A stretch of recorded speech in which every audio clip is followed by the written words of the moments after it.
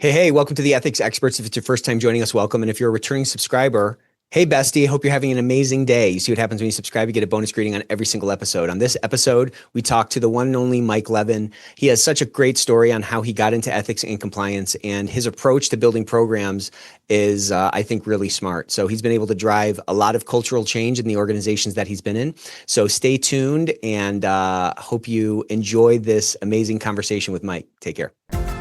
Welcome to the Ethics Experts, where we're elevating ethics and compliance and HR to the strategic level it's supposed to be. All right. Welcome to the Ethics Experts. So happy to have you on. I've been excited to get you on. I want to just kind of dive right in. I always like to start with people's story. Like, what is your life story? What kind of a kid were you? What was it like growing up? Because nobody, when I was a kid, I wanted to play baseball, and here I am in, the ethics space. So what kind of a kid were you then? Boy, what was I kid? If you're going that far back, I had sort of a Huck Finn childhood. I grew up in rural Ohio, about 25 miles east of Cleveland. We had lots of woods behind us and a stream and a pond, and so my childhood was playing in the woods, going fishing, running around barefoot and muddy. And that was the kind of childhood I had. It was cold winters, so I would ski. We had little ski hills, and play with my friends, rode bikes, would be gone from morning till evening. When I'd hear the dinner bell ring, metaphorically, it's time to come back when the sun starts getting dark. And that's the kind of childhood I had. What led me here, a few haphazard, interesting decisions, risks. I went to college not knowing what I really wanted to do, and had a lot of fun in college. But I think the most challenging class I took was my senior year. One of the upper level electives was a consumer in the law class. And so that got me sort of thinking about law school, although I'd never thought about going to law school before then. Went back home to Ohio for a couple of years. My father ran a small business, and so I worked with him for a little bit. I think in the back of his mind, wanted me to take over the company, but I didn't really want to stay in rural Ohio. And so I got an internship volunteering for a judge in downtown Cleveland, and was like, if these guys can do this, I might be able to do this too. And then applied to law school and moved to Boston and sort of took off from there. So what kind of a business did your dad have? It was a small glass company. So my grandfather and his brother started a salvage yard when they were very young. Cool. And that became a salvage yard and auto parts business. And then it was auto parts and glass. And then it became a glass business. So glass fabrication, installation, that kind of stuff. So looking back, what did that experience of being raised by an entrepreneur and working in a family business, did that add any perspective to you as you stepped into the business world? Well, it was, I think it instilled in me sort of the work ethic. My father would tell a story when I was very young. So I was, I think, 7 years old when I would go on Saturday mornings with my dad. He'd pay me a quarter to sweep up broken glass in the shop. And so I started working when I was young. And my father would tell me a story of my grandfather when he was interviewing somebody for a job. The interview was going well. I think the guy had a good experience working in a glass shop before. And at the end, my grandfather said, "Do you have any questions for me?" And he said, "Can you tell me about your vacation plan?" And my grandfather's response was, "You start today," because he wasn't going to hire somebody who wasn't interested in the work. And so that was sort of instilled in me in a young age. You work hard, and good things will come afterwards, but you don't work with a mind towards just your time off. Now that may fall in the face of sort of the work-life balance that we strive for now. But I think fundamentally it was more of the work ethic that was instilled in me. As I got older, I worked, part-time here and there, as a kid. And then in high school, one summer during college, I came back and worked for my dad's company. And, we're talking a small, there were 10 employees. And that was sort of solidifying the fact that I really don't want to do this as a career. I don't want to be here. It was a, noble profession. It was a great business. Being your own boss and being entrepreneurial is fantastic. And I think that taught me to take risks and to not be afraid to try anything new. So, right. After when I left my law practice, I'm jumping ahead a few years, I started to work for a startup, and had to dive in and learn things and do things that we had never done before just because they needed to get done. And so that was sort of, I think that was instilled in me in an early age to not have the fear to try something new and to just say, okay, we got to figure this out, whatever this is, and just go do that. Yeah. Entrepreneurship is really all just like solving new problems every day. It's just, you got to figure it out. There's no book for it. Do you remember in your senior year, what was about, or like what it was about that class you took that really kind of opened your eyes to like this new path that you ended up taking through law and where you're at now? It wasn't that it was opening my eyes to a new path. It's that I had never really thought of that. While there were some attorneys in my family, a few like third cousins that I wasn't super close with. So I wasn't really around. I didn't grow up with lawyers. And as I said, I had a lot of fun in college. So my senior year, when I had to take my highest level elective and consumer in the law was available, I was like, all right, that sounds interesting. It was taught by a law professor. It was taught like a law school class. And I actually had to work. Because I was a smart kid. I went through all the stuff in high school that you do when you're a smart kid to prepare yourself for college, but I wasn't very directed. And so I sort of had to really focus and sort of double down and dig into my inner scholar, which I hadn't exercised that muscle a lot in college because I could coast and do really well, which is not a message I sent to the kids. So kids, if you're out there, you can't coast and do well. Just stay in school, study hard, work hard, get that scholar muscle moving now. Exactly. But I worked really hard, and it was the subject matter was interesting, and how we looked at precedent and how we looked at how consumer issues, consumer brands were marketed and the legal challenges that they faced. And it was very interesting. And that made me sort of lit a light that said, hey, maybe you could do this if that's something you want to pursue. And so when I came back to Ohio and I was like, all right, what do I want to do? I worked for my dad for the summer. I was like, not going to do that. Got a job in a ski shop because I like to ski and I figured I'd get some discounts on equipment, which I did. I got to ski a lot over the winter. And then after about 10 months, I'm like, I'm not going to work in a ski shop forever. It's time to think about what to do. And that's when I got an internship working for a judge. And I figured if I do that for a few months and I feel at home there, and I see myself in that world, then I'll apply to law school. And it was really interesting because after 3 months there, the judge had some personnel issues with her bailiff, and think of bailiff as the clerk of courts, not the gun-toting sheriff's bailiff. And that position became open. And the judge came to me and said, Mike, you know what's going on with both the civil and the criminal docket. You've been here shadowing the bailiff for 3 months. I will give you this job with one condition, which is if you're still here in a year, I'm going to fire you because I don't want you to become a lifer working as a clerk at the courts. You are destined for bigger things. So I want you to go to law school. And so that was really an amazing opportunity. I was the youngest bailiff in the Court of Common Pleas in Cuyahoga County, Ohio, in Cleveland at that time, and did it for a year. It was fascinating. Got to manage the juries during sequestrations for capital murder cases, got to do all the docketing, all the scheduling, got to meet all the lawyers, got to open court, oyez, all that good stuff. And it was a really great experience as a lead-in to go to law school. So you did this internship. Hey, am I going to feel at home here? You obviously did. You got to do this bailiff position, which is very rare for somebody at your age. Which paid pretty well for a 22-year-old kid. Yeah, probably better than a quarter for sweeping up glass. You know what I mean? Much better. Yeah. So how did you decide that next step? Like it was probably pretty clear pretty early on that this was something that you wanted to pursue. You chose to go to law school, out of that. I'm sure that you didn't get fired at that 1 year mark. I did not. I left on my own. So when you got into law school, I'm always fascinated by people's path through law school because there's just 1,000 paths out of it. It's like everybody comes in and then you go 1,000 different ways. So exactly. talk me through like what that experience was like, what was surprising about law school, and how did you start to gravitate toward one path over another? Yeah. So I found law school to be a really interesting intellectual exercise. It was challenging. It caused me to use those muscles that I didn't use as much as I should have in college and undergrad.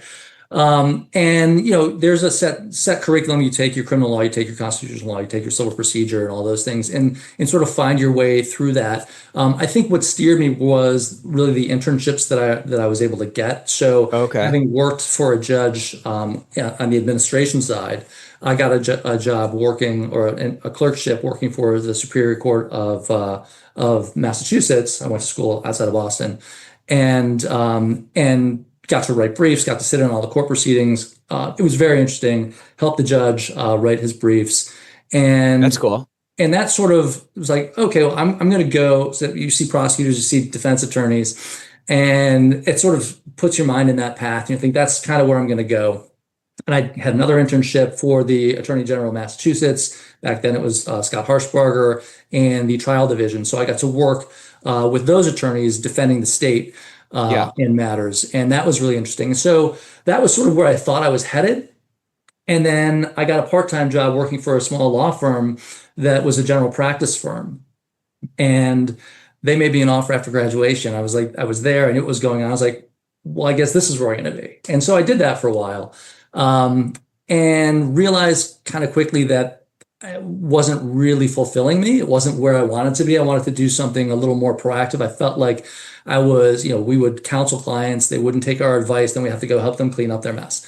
Or we'd be, doing some trial work. And I loved going to court. That never sort of waned from even when I was a bailiff, just the excitement of the courtroom. And then on the other side of the bench, when you're actually arguing, that was a lot of fun. So I really enjoyed that. I didn't enjoy everything that led up to that. So the motions practice, the interrogatories, discovery, all that kind of stuff, which back then there was no e-discovery. It was all pen and paper. It was all by hand. Yeah. But I found that I wasn't being so as fulfilled as I thought I would be or should be. And so I decided, and that was at about year 3. But I didn't know what I wanted to do or where I wanted to go. And so I stayed for almost 3 more years. And during that time, I started networking, and I met someone in the Boston area who had just started a company. It was called Integrity Interactive. Oh, cool. And so they were looking for lawyers to do business development to help build that business. Cool. And this was who was it? Sorry? Who was it? Kirk Jordan. Cool. Yeah. So I don't know if you know Kirk. So Kirk and Joe Murphy, basically the brains behind Integrity Interactive on the compliance, ethics, legal side. And then there was Carl Nelson on the business side, and Russell G. and a handful of others. But they were looking for lawyers to build that content, evangelize the marketplace. Enron had just happened. WorldCom and Tyco were just happening. Corporate compliance and ethics was not household corporate words. There were no offices of compliance. General counsels did some of it. Maybe HR did a little bit. If you were an aerospace defense company, you had some of those programs going back to. But it was not nearly as pervasive, It was not what it is today. In fact, there were really only 2 vendors. It was Integrity Interactive and LRN, who were the 2 vendors to the space. Cool. And so for a couple of years, myself and one other former recovering lawyer, a former prosecutor, Pete and I were just pound the pavement, knocking on doors, having meetings with general counsels to say, let's talk about your compliance program. And the response we usually got was, or what? And so that's so cool. To talk to them about what a compliance program was, how they can build it, how can then it was less about culture then and building all the marketing and the training communications around it, as it was, what risks do you have? How can you train employees to avoid those risks? And so was fortunate that I think the marketplace became ripe with the scandals. We were at a good time, at a good place, and we're able to develop a pretty large client base within a short period of time, such that Integrity Interactive needed to create an advisory services function that was more formal. And so I moved over out of business development and started doing that kind of consulting work with clients. How did you find business development to be? Well, I sold skis, and if you sell one thing, early in your life, you sell one thing, you can sell anything. I would bet that you sales is always hard. Business development's always hard, but it seemed like you probably did well in it.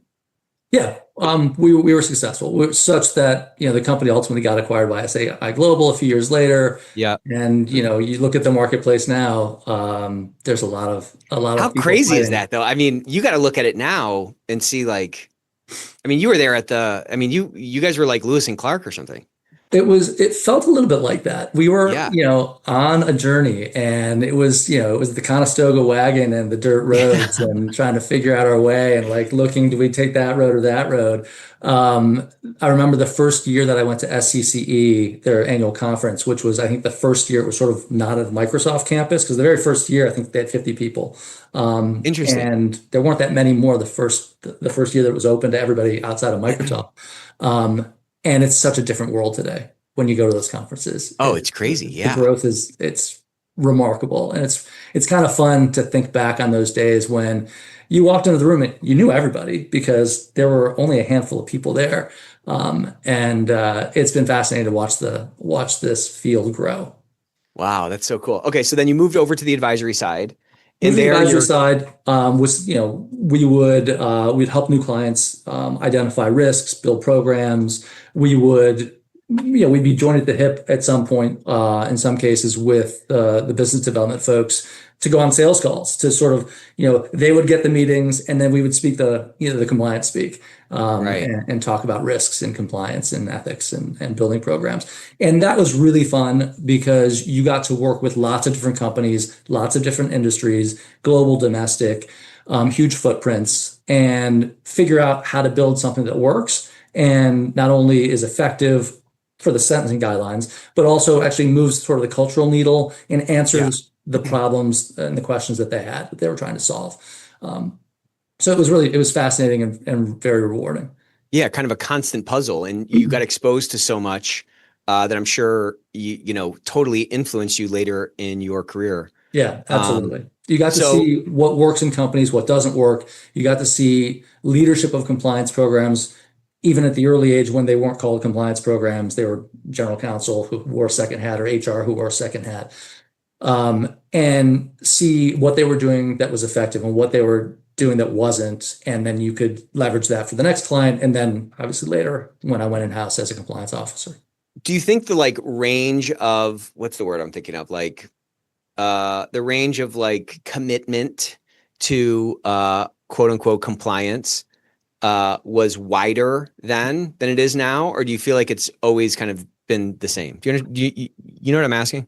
Because like it's more pervasive now. These programs are everywhere, but I'm sure, I'm just kind of picturing you going along with the biz dev folks and you're talking to all these different leaders. These are a bunch of different personality types. There's a bunch of different, views as to the extent to which you can affect the culture and like the value that actually has on de-risking the company and things like that. Like, do you find that like spectrum has changed over time, or do you think it's just kind of consistently a certain like?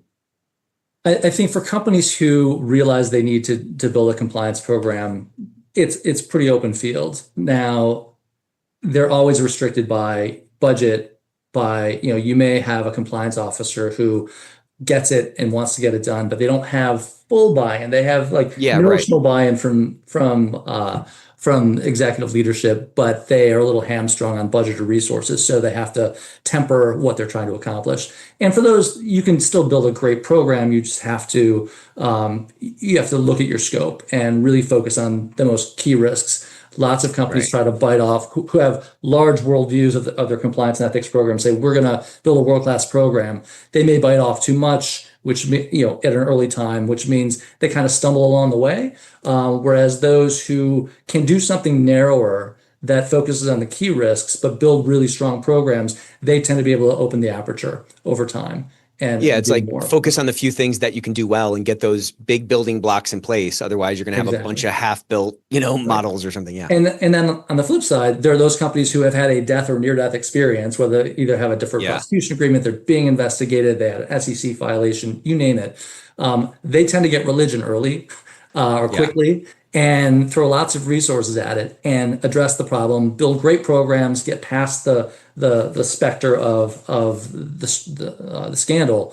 And then over time, you see some of those wane because okay, we did that, we checked that box, and now we can focus our resources somewhere else. And over time, they might wind up in hot water again because Yeah, because things. it's a bonfire. It's not like you flip the Exactly. switch and you say, okay, cool, we're compliant. People change, Right. circumstances change, habits change, all that.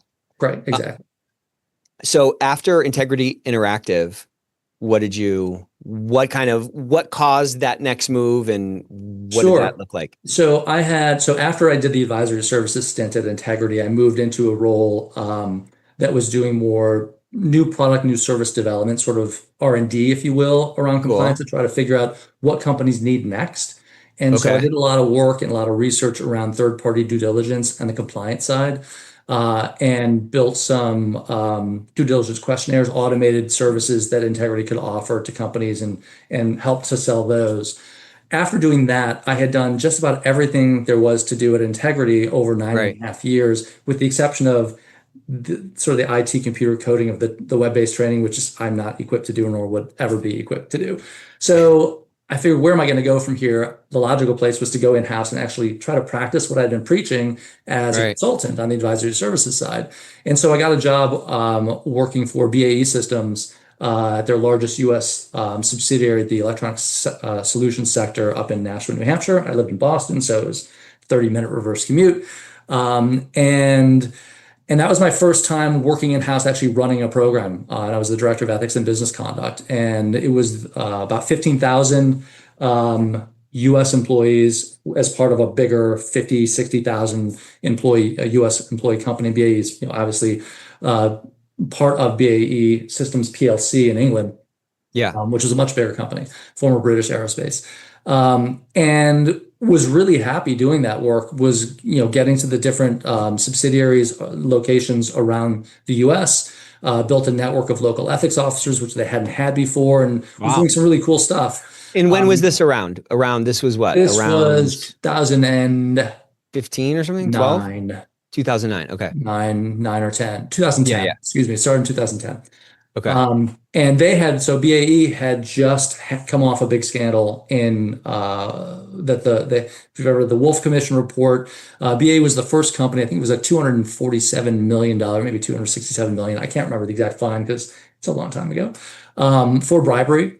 And as a result, they were obviously, like I said, they got religion and they were putting more resources to their program. So they hired me in that division. They were hiring other folks in other divisions to build up those programs. So I got to do that. It was a great environment to do it. And then report sort of dually to the president of the sector in New Hampshire, as well as the president of BAE Inc. in the US, which was down here in the DC area. And so it was sort of dual reporting, all the internal investigations, management, culture, code of conduct, all that kind of stuff that runs part and parcel of an ethics program. And at the 10th month mark, I got a call from a recruiter who said, "Hey, we saw you on LinkedIn. Would you like to talk about this role?" And my response, frankly, was, "Actually, I just got here 10 months ago. I'm really happy. I don't want to talk to you, but I know people who are looking. So if you're free in 2 weeks, when I'm free, I'll talk to you." And so 2 weeks go by. I hadn't given it a thought until I saw it on my calendar, and I met with the recruiter. And they said, "Let me tell you about the role." And they told me about the role. They hadn't yet disclosed the company.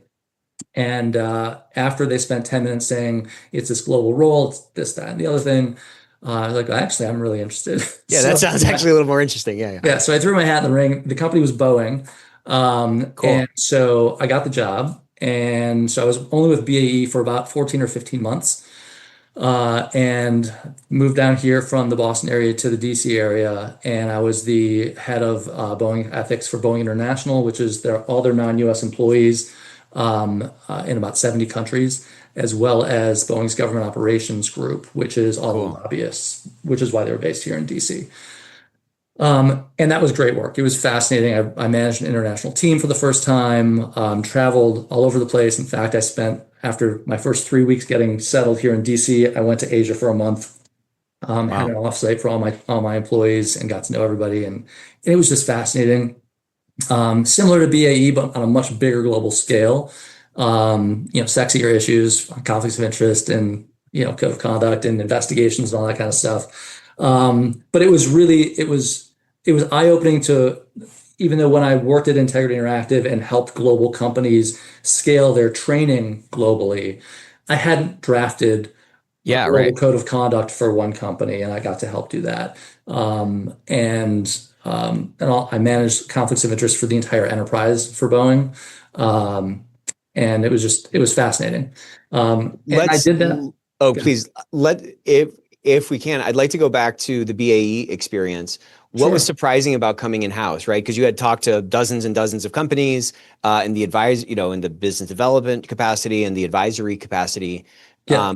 What was surprising about putting, forgive me, but these theories into actual practice within the organization yourself? Yeah. So putting them into practice wasn't as challenging as the internal politics of getting the buy-in from everybody, even Okay. though they were coming off of a scandal and a huge fine, where you would have Interesting. thought everyone's like, yeah, whatever you need, get it done. There was Yeah. still a lot of pushback at times from different And folks. what was that rooted in? Just they had never done it Whatever. before. Why do we have to do this? I know Inc., the parent company in DC has to do this, but why do you have to do this in Nashua and the other, in Austin, Texas, and the other places where we Yeah, yeah. have manufacturing plants? What's it going to do for us? And so it really sort of taught me sort of the art of the sell of Yeah. selling the why and talking about how this can help them with the bottom line. And what I think what also helped was establishing the network of the local ethics officers that I mentioned Yeah, yeah. before. They didn't have an ethics presence in all the different locations before. And now that they did, and it wasn't somebody that I hired and planted there, it was somebody who worked there. They were program managers or they were process engineers. And they had this as a like 25 or 20% adjunct to their role. And I had to negotiate that with the different site leadership to say, this is what Inc. wants to establish this program. And this is how the best way to do that is to have people on the street who are familiar. You don't want somebody from Exactly. Nashville coming down and telling you what to do. You want somebody in-house who who's worked there for 10, 15, 20 years, who's already a friend, to talk about, Trusted, knows the plant, knows the business, all that. Exactly. How did you identify those people? I initially And how did you create this network? Because it didn't exist at one point, and then at some other point it did, Right. It didn't exist. And so I talked to the sector president and said, we need to get buy-in at the grass level. We need to have somebody local who is a known commodity. And I asked him what he recommended. I mean, I had in the back of my mind, I was like, I should go to section leadership at each location and ask them who they would nominate. Yeah. And to nominate several people, and I would go and interview them. And that's ultimately what we did. And so I can recall one person in particular who was head of security at the location. Farthest thing from compliance. I mean, he used to be with, I think one of the, I can't remember which president, but one of the Secret Service details for one of the presidents. And then, he retired and went in-house at BAE and managed security. Ultimately, he was our selection, and he had been doing it for a few years, was looking for something different that would challenge him. He was always a by the book kind of guy. He believed in policy, he believed in following the rules because that's how he came up through the Secret Service. And when he got the opportunity to do this, this is just an extension of what I already think internally, and I want to be able to share that with other people that I work with. And so he got the nod. He was amazing. He would lead sessions. He would, do briefings on whatever topic we needed: conflicts of interest, code of conduct, gifts, and entertainment. And when I left, I got the nicest note from him and a little leather-bound folio that had the Secret Service insignia on it. And the note said something to the extent, I think I still have it, to the extent of, you recharged my career here after several years of sort of complacency. And it was just really great to have that kind of impact, because he certainly helped me and made a great impact on the enterprise where he worked, that location. It was just, it worked out really well. This has been kind of in vogue now recently, this champions network or, compliance champions, whatever. And the resistance I've heard, we've done a bunch of webinars on this topic, and the thing I've heard time and time again is, how do I find the people, or how do we compensate them for it? And in my experience, there are people at all these locations that probably resonate with this and they will want to do it. Yeah. And this is such a great example of somebody who, you were able to help him reframe and bring a new perspective to really recharge his career. Did you see a sort of commonality across those champions that you started to quote unquote hire or bring into the fold? Like what is the through line that you'd see consistently? Yeah, so the through line is certainly not position or role, because we had security guards, we had project managers, we had program managers, we had engineers. The through line was they got it. They were they really believed in accountability, doing the right thing, saying what they're going to do, following through. It's not that they were Boy Scouts and Girl Scouts, because that's a little too strong, but they just they had they had that sort of they were wired that way or something that you want in an ethics and compliance officer. They just didn't know that they could focus it that way.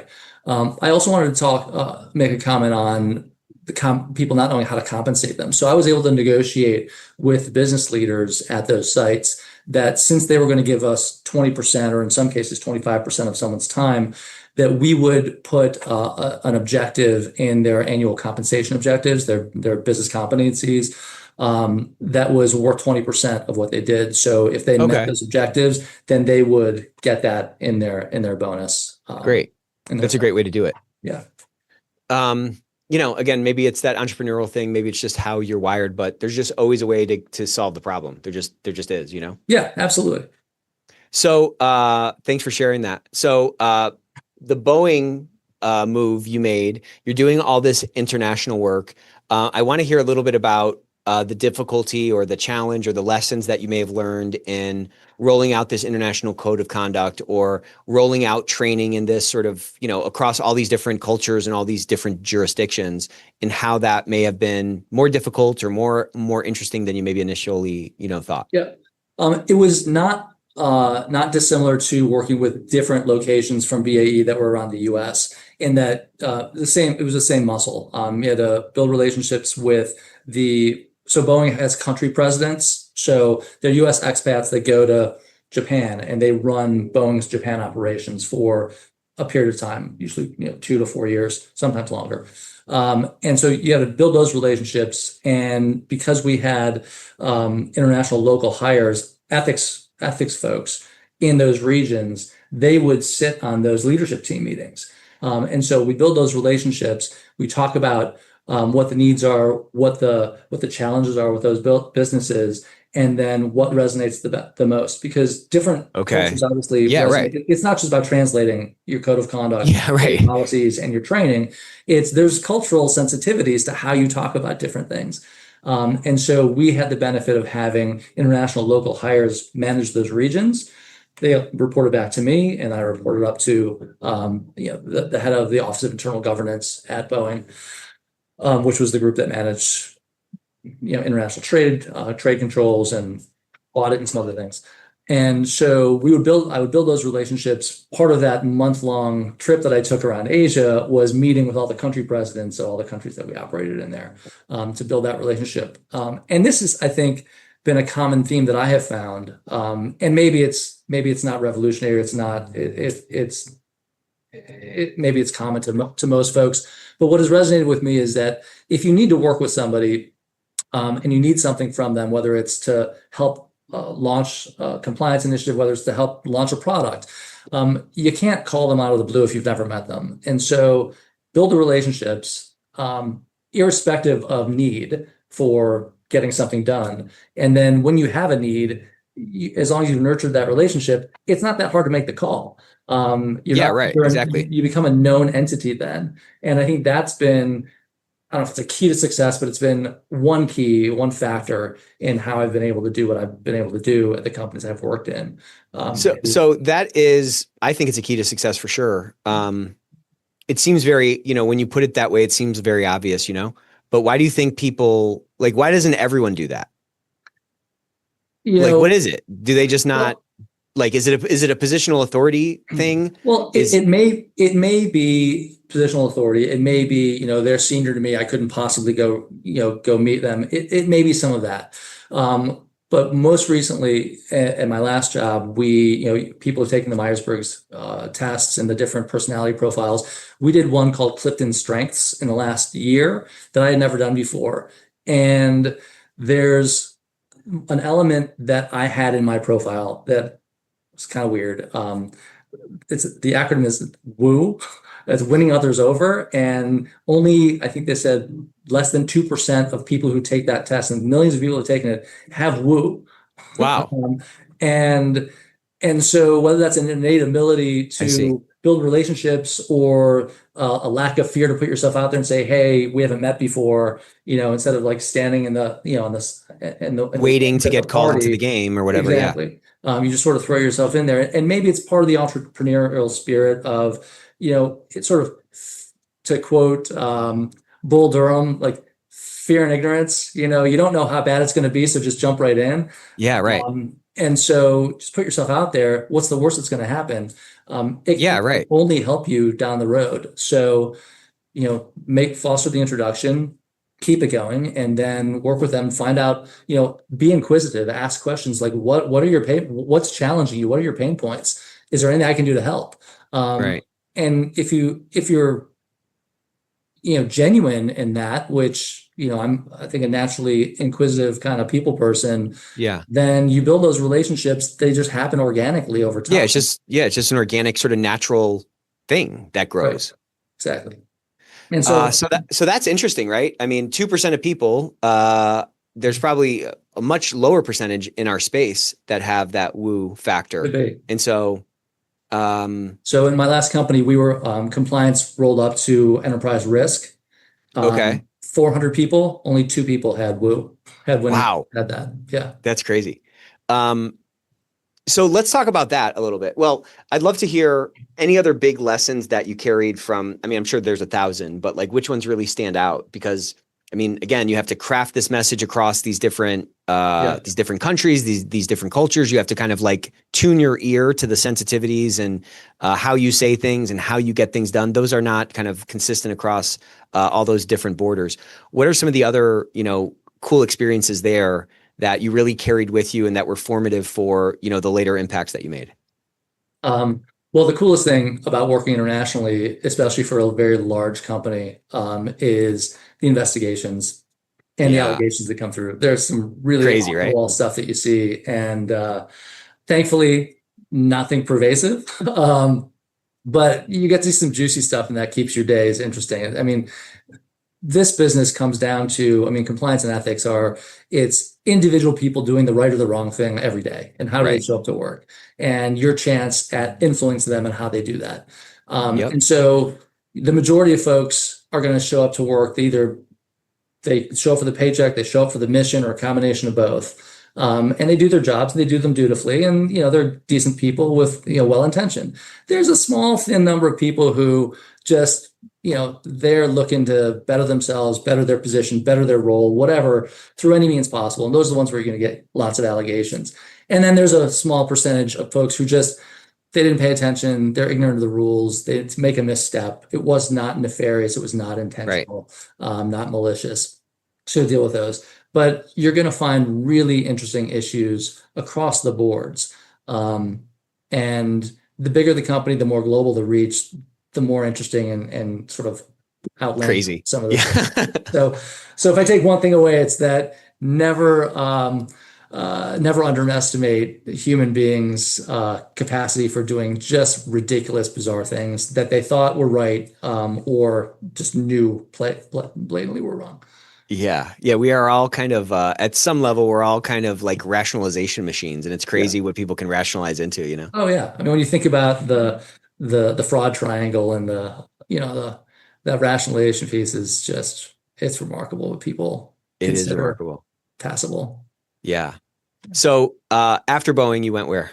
After Boeing, so again, I was really happy at Boeing. Didn't think I was. I mean, when you've worked, story of your life, it sounds like. You know what I'm saying? I've been fortunate a couple of times. So I was at Boeing for about 3 years when I got a call from a recruiter again, and at that point, I was like, I've at the top of the game. I work for the largest U.S. exporter, one of the most household names in the country, in the U.S., known globally. Doing cool stuff. Had a great team. Really enjoyed it. But there was, but I was one I was a director of ethics and business conduct for, as I said, Boeing International, Boeing Government Operations. But there was one of me for the defense business. There was one of me for the commercial airplanes business, and there's one for the Boeing credit, operations and commercial credit business. And so I wasn't in charge of everything. Yeah. And sometimes I got frustrated that I would have done some things differently, whether it was the rollout of the code of conduct training for the entire enterprise. I might have done that slightly differently. I had a seat at the table, but I didn't have the final word. And so I got a call from a recruiter who said, Freddie Mac is looking for a new head of ethics. And my response again was, I'm not interested. I've been here for only 3 years. I got a lot more I can do. And they said, well, is there anything about your current job at Boeing that you don't like? And I said what I just said to you, which was like, I don't have the final say. I'm not the ultimate decision maker to shape what this the enterprise program will look like. And they said, well, you would be here. And it's a good recruiter. Yeah, good recruiter. So I took the meeting. I had dinner with, and the first meeting was actually with the chief compliance officer at the time. Met her for dinner, had a great conversation. And you wooed her. What's that? You wooed her. I don't know if I wooed her. I'm kidding. You can't help yourself. It was more the other way around. I think she wooed me. But at the end, it was a really interesting and appealing offer for a couple of reasons. One, completely different industry. Financial services is not aerospace and defense. And I'd be, learning a lot that I didn't know before because I didn't grow up in the finance industry and I hadn't worked in it before. And the downside, so that was the upside, was get to build something from scratch. And the downside was it's a company in conservatorship since the financial crisis in 2008. And I always harken back to, I did have to go through the interview process, even though I met with the chief compliance officer that first time. One of the head of regulatory affairs said to me as the last question in the interview was, why would you like to come work for a company in conservatorship with an uncertain future? Because Congress had been talking for years about disbanding Freddie and Fannie. And my response was, I don't know that I do. You contacted me. You wanted you called me, buddy. Yeah, you took me to dinner. So the interviews went well. I got the offer and I was weighing back and forth. And I actually have had an uncle, my late uncle, was a retired CEO of a large company. And I would always bounce ideas off of him. So I called him and I said, I'm wrestling with this. I've got a great gig. They're paying me well. It's interesting. Do I want to do this? And he said, well, if you play your cards right, you will learn something that only one other person will learn. And that's the person who has your job at Fannie Mae, because no one else has gone through a company, in conservatorship like Freddie or Fannie. It's a duopoly. Yeah, right. Who does that? And that's a good point. Even if Congress decided to disband them, it would be a long wind down. So it wouldn't be like I'd be just terminated right away. Good point. And so I took the job. I figured, what have I got to lose? And it was a really fascinating, interesting ride. I was there for a little over 10 years and learned a lot. I bet. A lot about risk management because when I joined, compliance was an individual, independent division reporting to the CEO, and then merged a few years later into enterprise risk. Made sense for lots of reasons for financial risk management and the 3 lines of defense for risk management. And so learned a ton, learned about how, the mortgage market, secondary mortgage market, learned about financial services, learned about, got my anti-money laundering certification, did manage that team for a short time, managed privacy for a short time as an interim after someone retired, and just got exposed to a lot that I wouldn't have seen and got to direct the entire ethics program and manage a bunch of different compliance functions as well. And so it was fascinating. It was a great ride. Man, so what was that like coming into it in conservatorship and getting that baton passed from the prior chief compliance officer in the midst of that storm? So the chief compliance officer, I wasn't taking her job. She remained. I was the chief ethics officer. Oh, I got you. Okay. And so the challenge for me there was, and the reason they needed somebody was the seat had been vacant for a year. And the two previous chief ethics officers were there for 11 and 11 and a half months only, and then left for different reasons. And so there were about 3 years of stagnation where it was a small team, very capable team that were without leadership and sort of were just there responding to allegations or inquiries. There was no proactive. Yeah, they're just bailing water out of the boat. They weren't rowing it Exactly. forward. They weren't rowing. And so we completely turned that over, did a 180.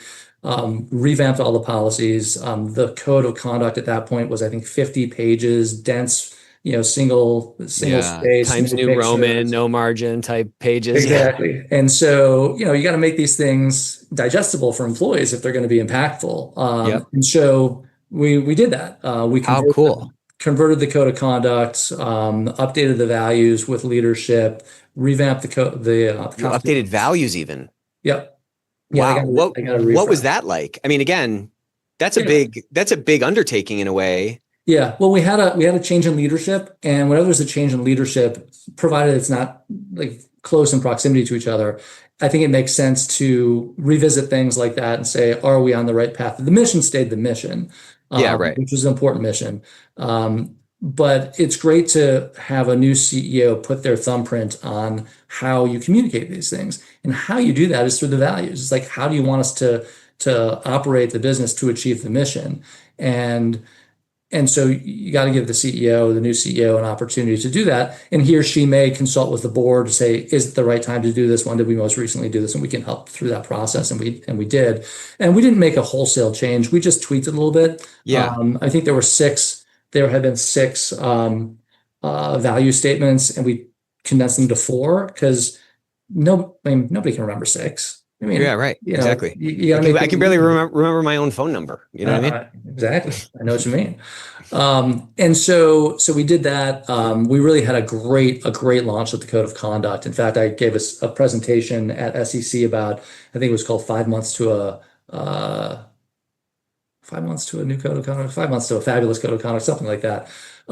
We built little infographics to make this stuff resonate better, so people could at a glance see. Actually, I have it right here. I'd love to see it. Yeah. We designed these little desk drops for all employees that have little infographics about, creating a respectful workplace, see something, say something, making ethical decisions, avoiding conflicts of interest.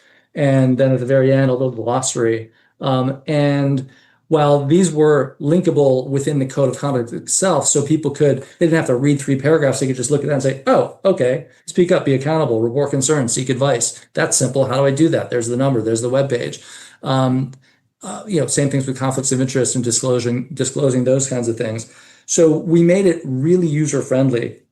And as part of it, we did a desk drop where every employee came to work one day and they had one of these, and we called them code rings because they had a little ring and you could hang it on a pin in your cube. Yeah. When everybody was going to the office. And then we would on a monthly basis do it was like a game. It was a trivia contest where we would post questions to the home front page, which was, the landing page when you log into work with your newsletters and everything for the, daily news at work. And people who got that right were invited at the end of the year. Well, they were put in a bin. We picked out 3 winners and we did like a Jeopardy game. We had a TV studio on campus. Cool. For doing all the marketing and communications. And so we actually did a Jeopardy-like game. And the winner got a free vacation, an extra vacation day. But it was a way to sort of win the hearts and minds of employees and get them really thinking about the code and the different parts of the code that impact their business. Because, the antitrust part of the code of conduct doesn't impact everybody unless you're in sales or marketing. The conflict of interest, mutual respect, that's ubiquitous across the enterprise. And so we could tease out different things that would really resonate with people, get them talking about it. We actually also, when we updated the values, we did an art exhibition where we invited the children or grandchildren or nieces and nephews, if you didn't have children, of employees to create a piece of art based on one of the values. Wow. And submit it. I bet people love that. We didn't have sculptures, but we had collages, we had paintings, we had drawings. And then I rented, we got a small budget for it. Didn't cost much. and rented these movable walls and put them in the atrium in the building and posted all the pictures up and invited all the kids after school for a couple of days to come and have an exhibition.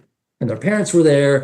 And it was really cool. It was a great way to get people to think about the values and the code of conduct and to make it more personal for the employee base. Yeah. And I mean, it's such a pattern interrupt, see a bunch of little kids running around in a new wall of art. And I think that's so smart. I bet that the impact was like big. The impact was huge. I'm not just saying of like the art thing, but just this whole kind of approach where there was this new leadership, new values, desk drops. Like there was a lot of effort. I'm just trying to put myself in the shoes of an employee who maybe, presumably over the last couple of years, not like the whole organization was like, devoid of values, but it seems like it was a totally new chapter once you joined and you and your team were able to start really putting some effort into this. Like, Can you talk to me a little bit about, maybe just maybe respond to this. I think there's like two layers of this communication, right? There is the layer of like, okay, here are the new values, but then there's also this sort of more ethereal sort of like wrap around of that communication where like people on a subconscious level are like, oh, wow, the company must really care about this if we're constantly hearing about it. And every day there's a new question and we're doing a freaking Jeopardy show. And like, there's all these like innovative, attempts to like drive these values forward. Yeah, absolutely. Yeah. Let's talk a little bit about that, because I think sometimes we get too caught up, I think sometimes folks get too caught up in that sort of base layer of communication, when I think that sort of second ethereal, sort of more subconscious communication is really what ends up driving the behavior. That's really what ends up influencing people more.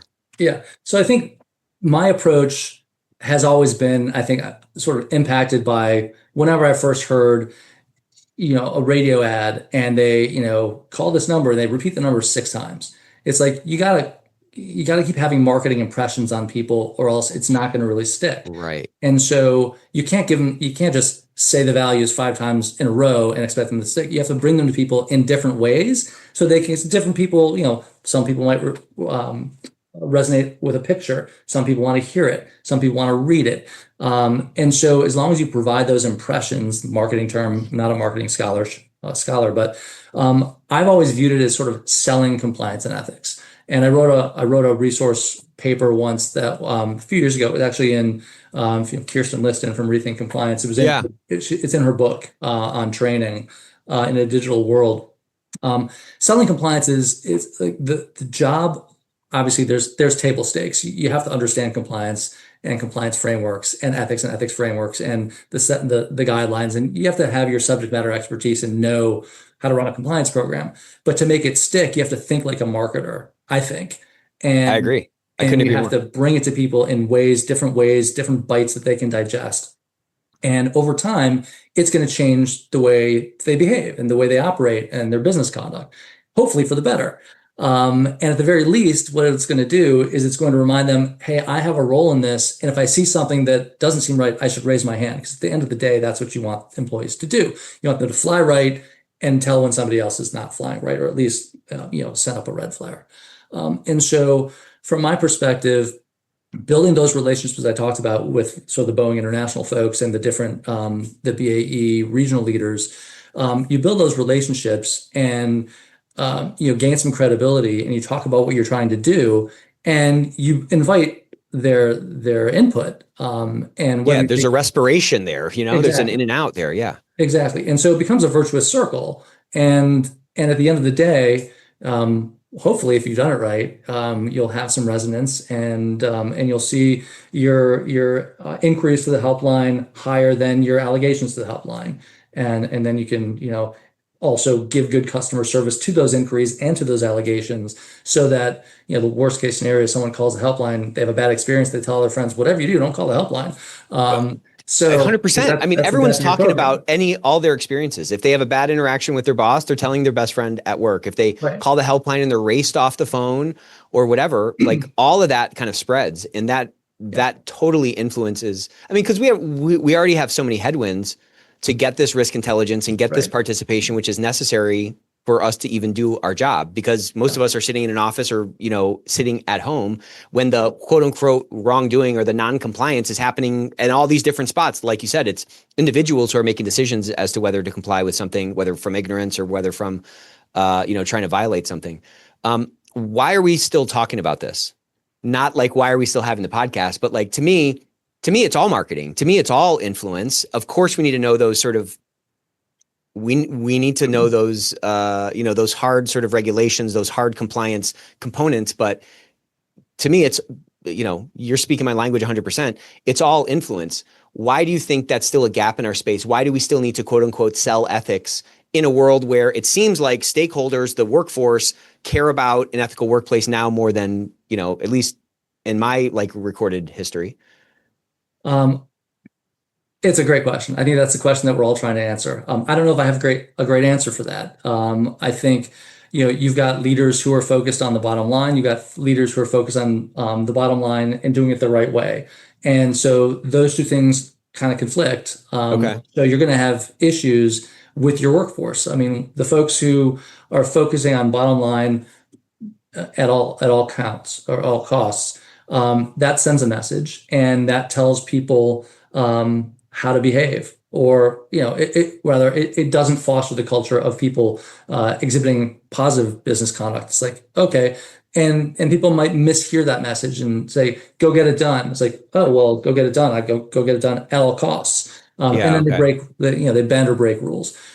So, in the absence of really strong leadership messaging, people get the wrong message, and that's true. Then we see more problems. And so I don't have the answer for why doesn't everybody have religion all the time about the importance of compliance and ethics and how it can actually help the bottom line, because it'll increase morale. It'll help get business done the right way. So it'll reduce the noise of investigations, violations, regulatory examinations, and all those things, which then allow you to hit your strategic objectives more directly without that additional noise. I couldn't agree more. I do find though it a little puzzling that the average ethics professional is not in sales mode constantly, and that could just be because the way I kind of see that we're all in sales and we're all selling ideas and I need to get buy-in and I need to build, trust with folks for them to comply with whatever I'm doing. It seems like it should be a major pillar of any sort of, it should be a major tool in the toolbox of any ethics and compliance person to be getting smart on behavioral science, be getting smart on how to be a better marketer and how to, say things 7 times, 7 ways or whatever it is. I think the reality, Nick, is that, any compliance officer, anybody who works in compliance has a very full plate, and it's not getting, not getting smaller. And, you're expected to do more with less continually all the time. I mean, unless you're in one of those near-death situations where resources are plenty, which for most companies are, few and far between. Right. Which is a good thing. We don't want more companies having near-death experiences. But when there's so much coming at you to get done and so many demands on your time, it's oftentimes hard to manage what seems like the easy part, which is the marketing and the messaging. But that has to be an intrinsic part of the entire program and built out and resourced. And it doesn't have to be costly. No, it doesn't. Especially today, right? I mean, with AI, with Canva, I mean, there's been so much democratization of marketing, tools, let's say. Right. I think the most expensive part of the art exhibition that we did a few years back, I had cookies made that had the values frosted on them for everybody, for all the kids to take home, and that was like $400. Yeah, it's so fascinating. I don't know. I really find this to be a really fascinating industry. I kind of found, I kind of stumbled into this industry myself in a lot of ways. Yeah. And it's such a bouquet of so many different things that you have to be good at to be really effective. And it's ever changing. And the thickness of the veil of attention that we need to pierce through in order to influence somebody seems to be changing all the time as well. There's just, it feels like there's so much opportunity in it right now. There is. And the reality is not many people wake up or are born saying, I want to be a chief compliance and ethics officer. Maybe now they are. It's, it's a little more of a household kind of field than it was when I got my start, or I'm sure when you got your start. Yeah. Yeah. We're starting to see it in MBA schools and things like that. Yeah. Oh my gosh. I can't believe we're already over time, man. I could Oh, keep talking to you all day here, man. I appreciate you coming on so much. it's been my Um, pleasure. so do you have time for one more question? This is like my favorite all-time question. As long as it's not a really hard one, sure. All right. If you could go back in time to a young Mike, what piece of advice do you wish you had earlier? Oh boy. I think I got some really good, the whole work ethic thing that I talked about earlier was probably one of the best things I ever got. I would have studied harder in college, in undergrad. Don't have so much fun. I had a lot of fun. I had enough fun that if I have that, I still would have had a lot of fun and studied more. And now I've got two kids, one just graduated and one's halfway through. And, that's what I've always told them is just study, take these opportunities, study hard, and doors will open so much more for you. So true. And for me, I think having gone to law school has opened so many more doors for me. Even though I didn't practice law for a long time, in a firm, that just having that background and having sort of the burnished law degree in the background, I don't know that I'd be in the position that I've been in for the roles that I've had without that. So, Man, it's such a cool story. That's great advice. You really have a really cool story, and I really could have talked to you for a whole nother hour because we were just starting to scratch the surface on, this decade where, you kind of came in during the storm and you did so many more cool things. So, would love to have you on again or just connect again because I really learned sounds a lot. great.